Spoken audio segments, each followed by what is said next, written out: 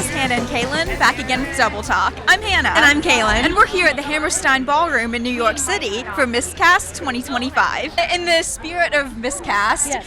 if you could do a karaoke duet with anyone, like living or not, somebody from history, anybody, who would it be and what song would you do? I would do Islands in the Stream with Jonathan Groff. Nice! I can tell he would sing it really clean, and it would be and it would just he's such a good, like, his tone is so clean that I would want to sing like a nice I bet he harmonized. Yeah, harmonized perfectly. That sounds like a good time. And that whole song is in thirds. You're either flipping between the harmony or the melody. Oh, right. I know this because I recently tried to do it with somebody. I would think I would sing with Tori Kelly, That'd be great. but I have no idea what the duet would be. Would you let her choose, or is that too scary? I could let her choose. That's fine, yeah. You can work around Because whatever she she would does. choose the harder stuff anyway to do, and we could like split it and then do runs and stuff. That would be really fun. Journey. Don't Okay, stop. yes. That song is epic. Yeah. Right, Right, yeah. It never fails. Yeah. No, that's what it is. It's epic. I'm gonna say Celine Dion. Let's do some like Oklahoma. Something about that combo feels electric to me. One of my favorite singers growing up was Julie Andrews, and I feel like her voice is just like so angelic and so beautiful, and she's just such a charming person. I would love to sing a duet with her. Perhaps the late, great Queen Elizabeth II. Oh, yeah. What song would y'all do?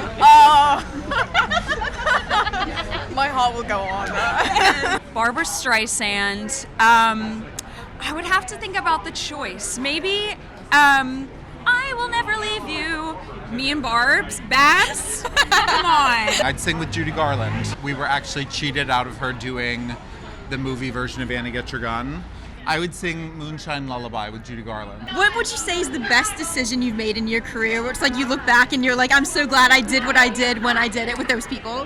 Just saying yes. Okay. You know what I mean? Like, just you never know what what's going to kind of unfold in this business and whatever decisions that you choose to make.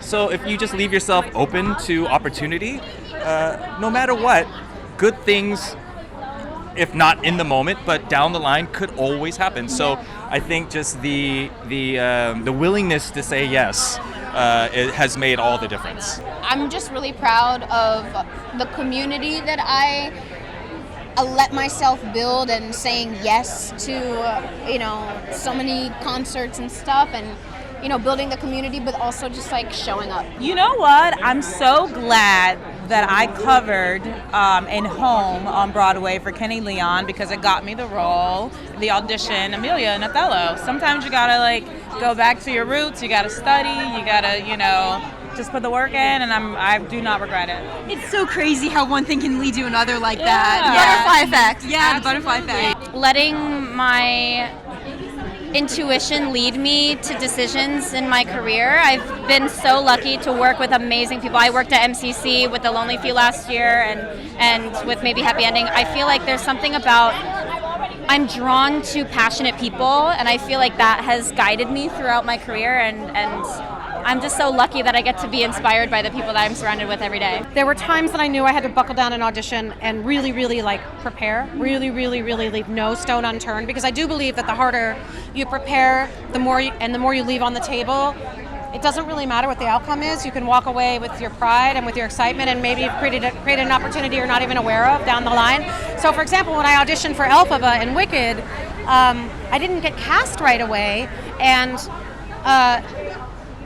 I knew I did a really good job. I knew I didn't blow it. I was very focused. I did the best that I could. And then 3 months later, they called and said, hey, do you want to originate the Chicago company?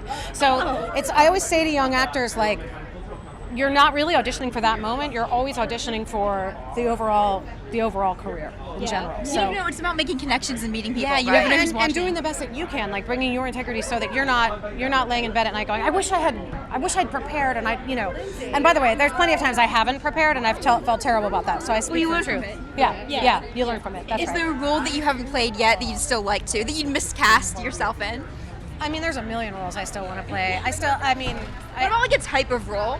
Like a type of person or type of certain character that's like way outside anything you've gotten to do so far? Oh gosh. I'm sort of at the point point where I just want to lean in and have the best time possible. So whatever's like a joyful choice, Once Upon a Mattress was a very joyful show, even though I was playing sort of the bad guy and screaming all the time. It was filled with joy. The audiences were joyful. Sutton is joyful. Michael Urie is joyful. The music is exuberant. So to me, that's where I lead from now. Not really like, do I have to prove that I'm good at drama or something like that. It's more interesting to me the experience and the ensemble and the community are what you take with you at the end of the day. And if you were able to make some people happy and sing a little bit with people every day, it's a pretty amazing thing to be able to do for a living. I guess just like following my heart. Like I've always wanted to do theater. Theater is like my number one, but like I always also wanted to dress up and like express this other part of myself through drag, and I didn't filter that. I let myself do it, and it changed my whole life, so no regrets. I'm staring at your eyeliner, and I'm like, I've worked so hard to try to do it, and I can't do it. Well, the thing about eyeliner is that it can smell fear. Is that what it is? Yeah. So there's a lot of fear.